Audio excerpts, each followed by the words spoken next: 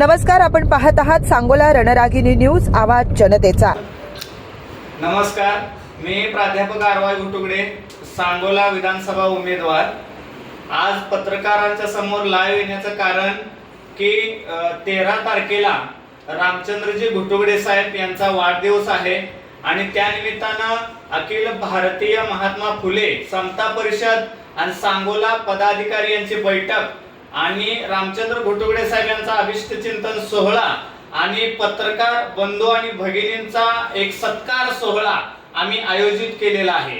आणि या कार्यक्रमामध्ये जो ओबीसी समाज आहे, सांगोला तालुक्यातील जो ओबीसी समाज आहे, त्याला पूर्णपणे न्याय, अधिकार, पूर्णपणे त्याच्या गरजा काय आहेत, तो कशा पद्धतीने दडपलेला आहे, असं पूर्ण चर्चा सत्र हे 13 तारखेला ठेवलेलं आहे। या कार्यक्रमाप्रसंगी माजी खासदार समीर भाऊ भुजबळ साहेब हे कार्याध्यक्ष येणार आहेत।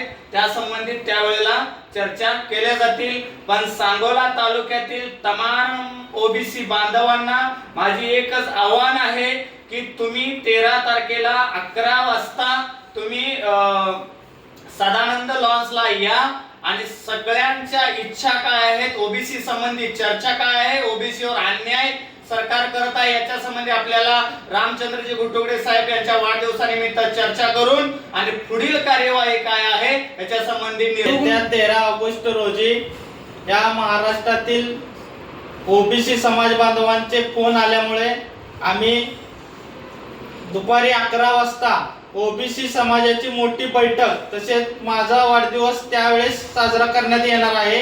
म्हणून काही पत्रकारांची नावं राहिली असतील तरी त्यांना सर्वांना, तालुक्यातल्या पत्रकारांना त्यामध्ये आम्ही आमंत्रित केलेलं आहे।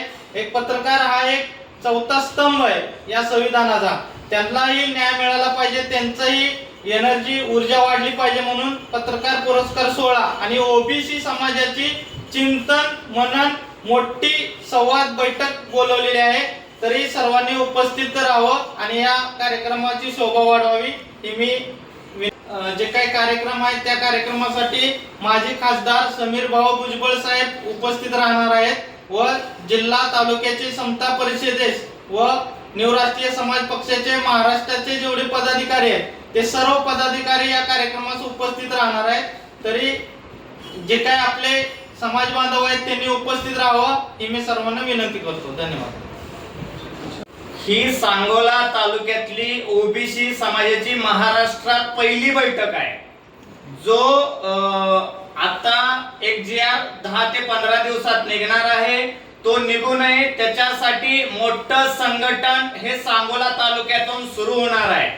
त्यामुळं आपल्या पाठीमागं आपल्या समाजावर काय अन्याय व्हायला लागलेला आहे, कोणते GR निघणार आहेत, हे GR थांबवण्यासाठी त्या सदानंद लॉन्स मध्ये भुजबळ साहेबांच्या अधिपत्याखाली, अध्यक्षतेखाली आपली मोठी बैठक होणार आहे। तरी सांगोला तालुक्यातील सर्व बंधू आणि भगिनींनी, वाड्यावर तांड्यावर काम करत असणाऱ्या सर्व रोजगार बंधू आणि भगिनींनी या मीटिंगला उपस्थित राहावा आणि आपल्या सगळ्यांच्या संलग्न एक मोठा लढा उभा राहायचा, याच्यासाठी तुमची साथ गरजेची आहे।